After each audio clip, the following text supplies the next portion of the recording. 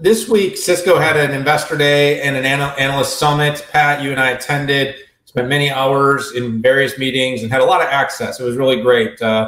Chuck Robbins, CEO, Scott Harrell, the CFO. We had Liz and Tony, the head of strategy, and they were very engaged in answering our questions. But let's talk about what at least my takeaways were for the company. So we have a very large, one of the world's most trusted technology company leaders. We've heard no one ever got fired for buying Cisco. You can replace that with a few other names, but that is one of the old adages. You know, Chuck basically at a very high level kicked off wanting the people to kind of reminder to the world, because we like to talk about Amazon and Microsoft. We like to talk about, you know, the big chip companies. Sometimes some of these big, stable enterprise B2B technology companies have become a little bit undercovered, is what I would say, in the press and the media. Cisco deserves a little more attention. He pointed out that's, you know, it's an ecosystem of more than 1 million customers and partners, Pat. 98% of the Fortune 500.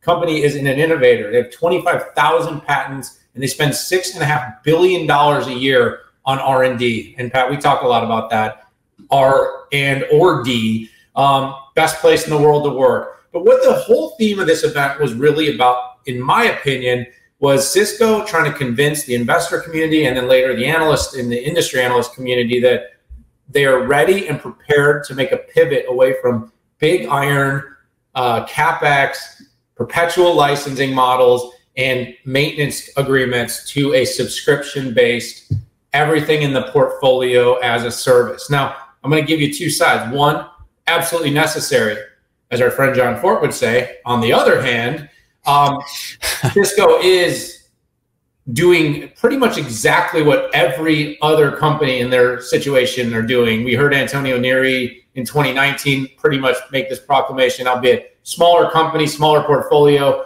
easier maybe to make that move than it would be for Cisco. Lenovo's in this transformation right now, Pat. We've heard Michael Dell and Jeff Clark talk about this transformation. So it's not necessarily unique, but whether it's unique or not, convincing the market that they're able to do this and they're going to be successful was one of the big outcomes of this investor day. So he focused on growth of software revenue, growth of subscription revenue, growth of services revenue. How quickly is the company transforming to software? You know, we're seeing, you know, over about a 6-year period of time, the company's improved its subscription revenues by about 23%, you know, is how much it's moved for that category. We're seeing, you know, how much are they innovating? What were they doing in 2017 versus 2021? And this was the kind of stuff that Chuck really focused on. And then, of course, really trying to make sure that the market understood that they are attached to cloud growth.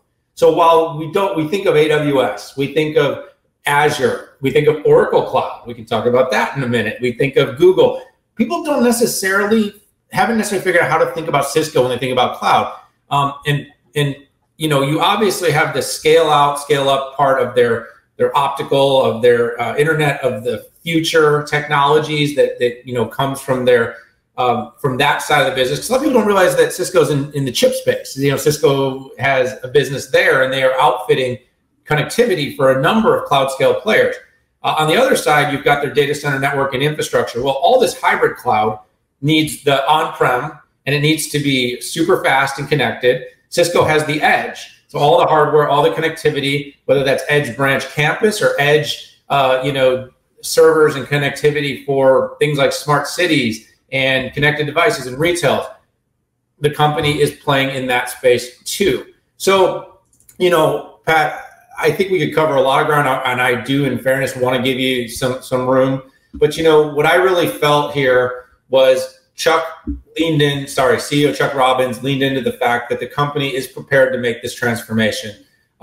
They're still very focused on security. They're still very focused on building the highest quality hardware. They're focused on helping to deliver technologies that cloud scale companies can embrace, but they're also focused on moving to consumption. They're focused on subscription growth. They're focused on being more as a service, being valued more as a software company. And I think as a whole, that came very clear. They will be competing with everyone else to do this exact same thing. And I think the commitment that they're making will be validated through their growth, which they're targeting at 5 to 7%. Hard to necessarily get super excited about that, but if they can make this transformation, move to that kind of revenue, and continue growing at a 5 to 7% rate while doing that, I think the market will be fairly satiated, because growth while moving to consumption is sometimes, as we've seen, Pat, very hard to come by. Yeah, so Daniel, that was great analysis. The one thing I want to flash up is, and this was my favorite slide from the entire day, because it pretty clearly shows to me that, you know, falling out of bed and not stretching a bit, we're looking at a $400 billion TAM for Cisco. And you can read these slides, but essentially, you know, part of this, you know, the talk track is, how do they monetize the public cloud? And that was key for me. I mean, listen, I'm certainly not a hybrid cloud denier. I was 10 years ago, my analyst firm cited it as the most important growing thing. I got into OpenStack, which ended up, you know, being a disaster. But with Kubernetes and things like that, it's a whole different thing. So Cisco's cloud capability is hybrid, but it's also public. Like you said, with Silicon One chips, and that's in that Internet of the future. But what some people don't realize is that for cloud expansion, you need internet expansion. And with internet expansion, you need Cisco equipment. So that's one. The other thing Cisco doesn't get enough credit for is that it has what is called full stack observability. So today's applications, whether it's a smartphone app, have multiple APIs, multiple levels, potentially data being in multiple places, and you have to know exactly what's going on in every step of that. And by the way, most of that capability is in the public cloud. You need a service to tell you what's going on, so if something breaks, you can go fix it. And my gosh, if you're a financial institution, you actually get ranked and rated and can be fined if your performance and availability isn't at a certain level. And that's where things like App Dynamics and Thousand Eyes can come in and help. Security as well, right? Security is end to end. It's private cloud. It's hybrid cloud. So that was my biggest learning of the day. And while I would admit I don't completely understand the 900 billion, which is adjacent, I like to focus on this one because the $400 billion to me is one that is easy to understand. And it's funny, I'm wondering on this, Daniel, future of work was already covered in the 400 billion here, right? See hybrid work, okay? I'm wondering, does this pertain to acquisitions maybe? Or them getting into something that is beyond something that they're doing today?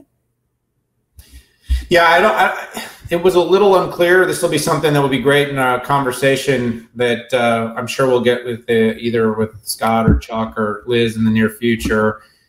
I'd love to ask that question. In fact, now that you're asking that question, I wish I'd asked that question. But, you know, I think what they're really kind of saying, and this is something I keep saying, is that we like to talk about the competition for market share as if markets are flat. Yeah. But markets are growing. And so obviously we are addressing the fact that, you know, this goes back to what we talked about with Zoom and Polypat, just like the way work is shifting, you know, whether that's NLP technologies that enable people to communicate across different languages within an application concurrently. You know, there's all kinds of different, you know, adjacent technologies required to make that happen. I don't know exactly what Cisco's plan is to participate in that, but we know WebEx, for instance, opens a lot of doors. Maybe they're going to launch a productivity suite. I mean, you know, who knows? But we got to keep moving here, Pat. Good topic. We'll come back to that one, everybody. It was great to actually have that much time and to hear Cisco's plan to move forward.